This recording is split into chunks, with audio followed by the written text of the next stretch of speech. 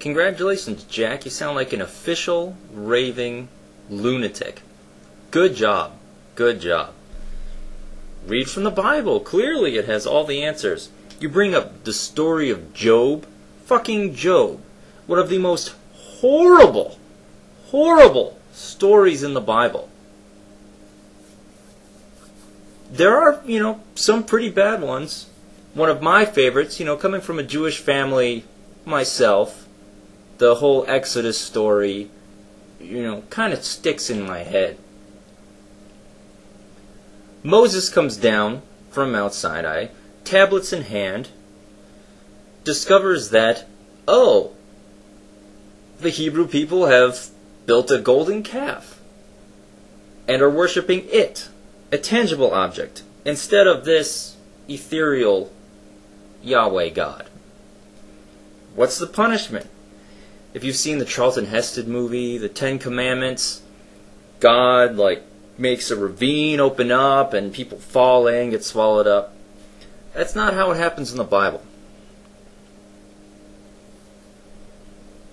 Moses. He's divinely inspired, of course. Of course. Moses commands the Levites, a specific tribe, the warrior caste of soldiers, to kill 3,000. The number is given in the Bible. 3,000 men, women, and children. Levites, my people have been wicked.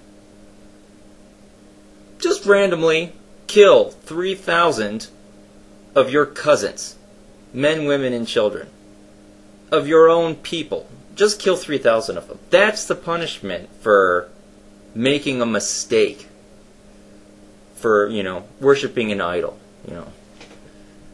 That's horrible. You can't just, God just can't say, I'm right freaking here. There was no need to build this. Look, I'm right here. The threat of death. 3,000 men, women, and children. It mentions that. Men, women, and children. Killed. Ugh. And Job's bad. Job's bad. This is Old Testament. Before Satan is actually Satan, right? Just another angel, right? He works as a sort of prosecuting attorney, right? As a debate opponent for God. So, of course, this angel and God, I don't even think he's given a name at that point in the book. So this angel and God having a discussion, they're talking about, will Job still, worship you? So if you start torturing him, the angel suggests, well, what about this? Well, what about this? So who actually tortures him? God actually tortures Job. Kills his family, disease, famine, all that good biblical torture stuff. And Job, in the end, he's like, oh, okay, I'm sorry. For doing nothing, you tortured me. And then I finally asked, God, why are you torturing me?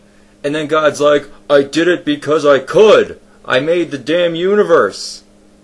Are you kidding me? You're fucking kidding me. You pull the story of Job as an example, as a response to theoretical bullshit, who has legitimate criticism about an archaic and barbaric religion, and you pull one of the most barbaric stories from the Bible to defend your fucking point? Absolutely. It's lunacy, Jack. It's lunacy. This stuff aside, you can disagree with, this very barbaric Babylonian, Sumerian type deity that's described, especially in the Old Testament, but the New Testament's not that much better. You can have specific problems with that. I think any moderate Christian in the U.S. who actually bothers to read this damn thing, cover to cover, won't be much of a Christian after they read it. Most Christians in the U.S. are Christians, because their family were Christians, they have this vague concept of what this God is, the creator of the universe. They know the Jesus story, and that's about it. They don't poke into it further than that. Well, I'm sorry. I actually was curious, and I did poke into it further, and what I found horrified me.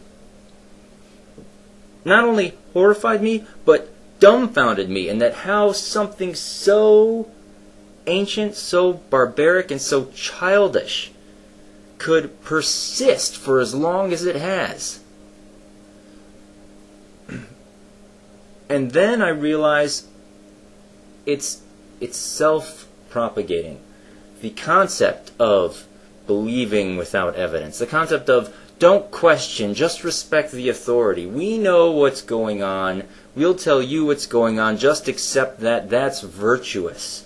Anything else is wicked, and you're going to be punished in the afterlife, which we are asserting exists, even though we can't demonstrate that it's the case.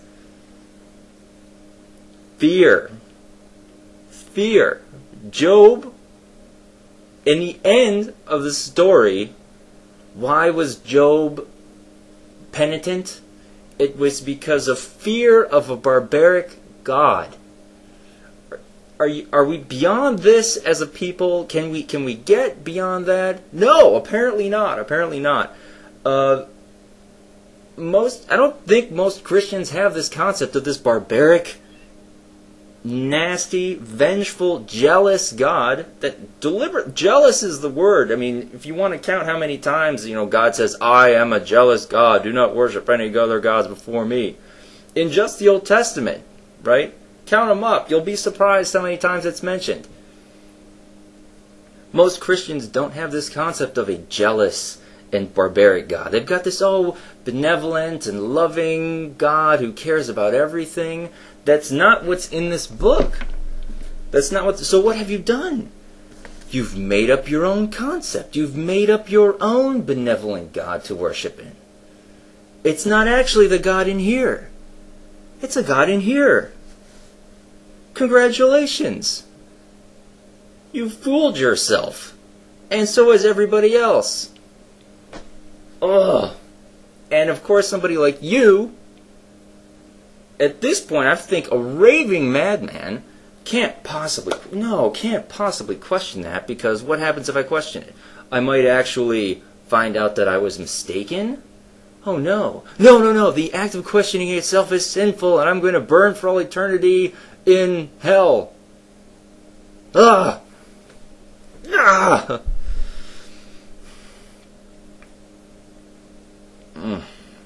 Calm down. Alright, fine. I'm going to get another beer. Whoa.